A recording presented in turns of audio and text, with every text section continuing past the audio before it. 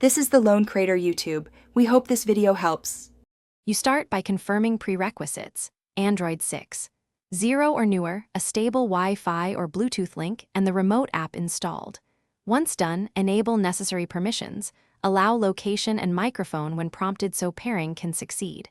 Make sure your phone and host device are on the same network or connect the USB cable. Now open the remote app and choose the host device. This first connection establishes trust. So watch for pairing codes and accept them promptly to continue. Once the app shows available devices, select your target and follow the on-screen pairing sequence. You will enter a PIN or scan a QR. You need to grant accessibility and input permissions so the remote can send keystrokes and control UI. Accept notification access to show status. If you require high-fidelity video, choose Wi-Fi and enable hardware encoding in settings.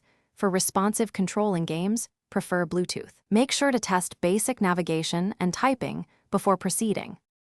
You finish setup by saving the host as trusted and enabling auto connect to speed future access. Mapping buttons and adjusting touch sensitivity improves comfort, so take a minute.